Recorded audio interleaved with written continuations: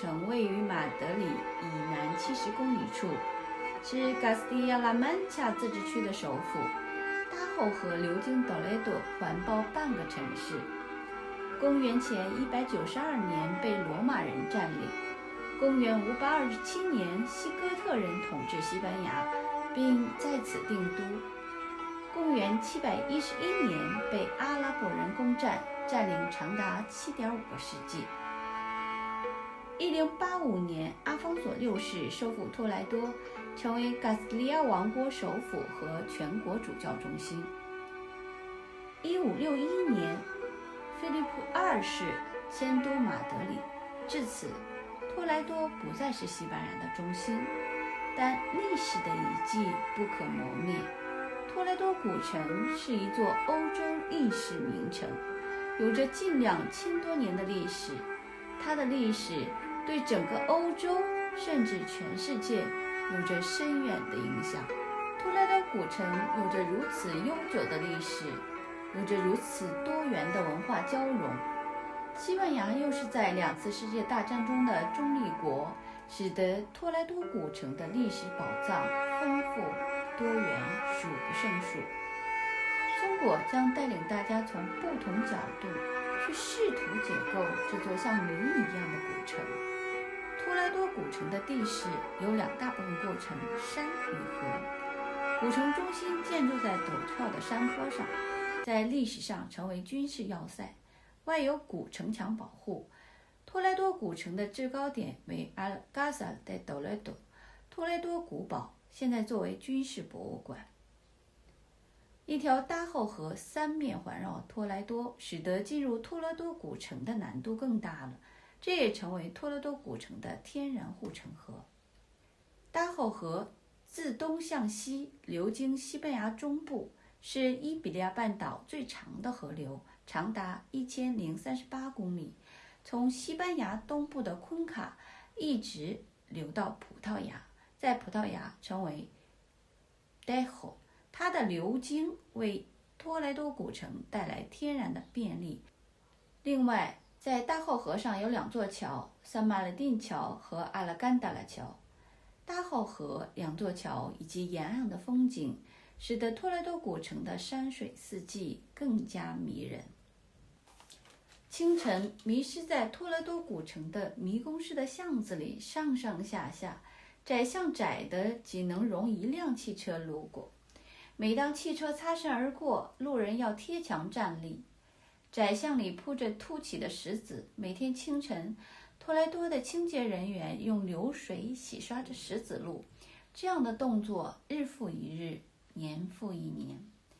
在托莱多古城，仿佛你摸过的每一块砖都有历史。历史不在博物馆的玻璃柜里，而是在我们可以触摸的方寸之间。这是卢卡斯在看教堂风化了的墙壁，掉下来的粉末让这个少年为时光而惊叹。西班牙文学大师塞万提斯曾经给托莱多题词，他说：“托莱多是西班牙之荣耀，西班牙城市之光。”接下来，我们从不同历史时期和3种宗教维度来解构托莱多这座历史名城。基督徒、穆斯林和犹太人3种宗教的追随者已经共同生活了几个世纪，并在托莱多留下了他们的印记。没有一个城市像托莱多这样，在几十米之内你就可以参观一座哥特式的大教堂，一座10世纪的清真寺和2座犹太教堂。在数不胜数的名胜古迹当中，如果你迷路了，告诉你太正常了。在托莱多有一个旅游服务中心，那里有地图，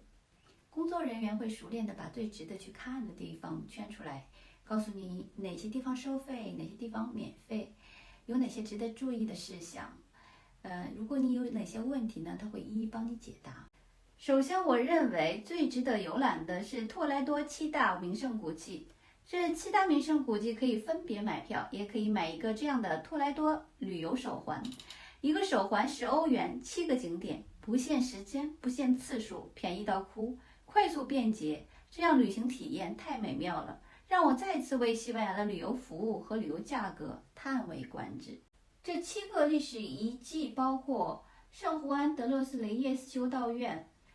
格里斯多亚路斯清真寺、耶稣会教堂、皇家贵族少女学院教堂、圣多美教堂、救世主教堂、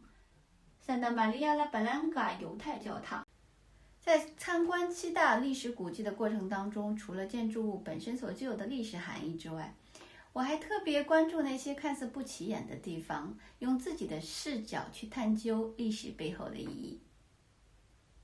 比如在耶稣会教堂，我们爬了131层阶梯，登上了塔顶。在塔顶，除了可以远眺托莱多古城整个城市的风景之外，上面还有一座巨大的钟楼。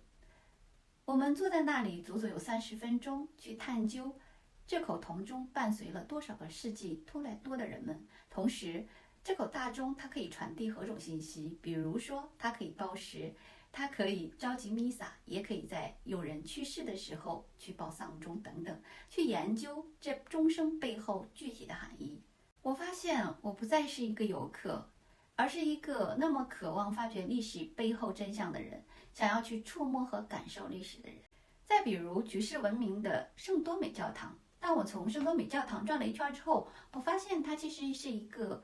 中小教堂，并不是特别起眼。它之所以出名，就是因为教堂内珍藏了西班牙著名画家格雷科的代表作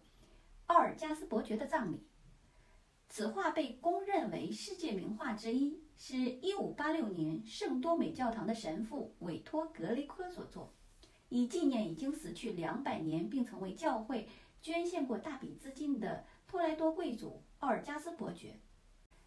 该画明显分成上下2个部分，上喻天堂，下喻人间，把当时最显赫的贵族、教士及社会名流均列在其内，画家的儿子也在其中。画面上16世纪的人物居然出现在14世纪的葬礼当中，画家的笔触颇令人费解，显示出画家的绝技。这幅画也被称为风格主义的代表作，它是一种偏离了文艺复兴设计和谐之美的倾向，和宗教改革与反宗教改革运动等大环境引起人们心理状态的变化有关，是从文艺复兴向巴洛克艺术转变的过渡时期的艺术风格。再比如格里斯德亚路斯清真寺，兴建于公元10世纪，是多莱多古城10座清真寺中仅存的一座，后被改建为天主教堂。我们可以看到一座典型的摩尔人建筑内被漆上白墙，放上圣人雕像。为了让世人了解历史的真相，对墙面和天花板做了考古处理，露出原来清真寺的部分墙面、壁画和穹顶。置身其中，我们可以真实地感受到穆斯林曾经统治过西班牙的历史，同时我们也可以感受到西班牙王国时期为天主教独尊的偏执，占领清真寺、驱逐穆斯林、重建天主教堂的霸权时代。在7大历史古迹当中，一定要说一下 Santa Maria la Blanca 犹太教堂。它是一座穆斯林建筑，原为西班牙最大的犹太会堂——伊本舒山会堂，兴建于1180年，为欧洲现存最古老的犹太会堂建筑。在15世纪改为天主教堂，墙面和穹顶部分经过考古处理，可以看到被改为天主教堂前犹太教堂的墙面和穹顶的样子。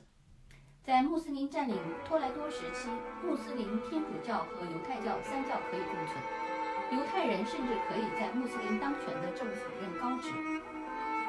Santa Maria la Blanca 犹太教堂被认为是西班牙3种文化共存的重要城市标志。但在以天主教独尊的西班牙王国，其他教派被当作异教徒。15世纪90年代，西班牙的犹太人被逐出伊比利亚半岛，但仍遵循着西班牙人的文化和习惯，是犹太教正统派一支，占犹太人总人口20%。这个犹太族裔被称为塞法迪人。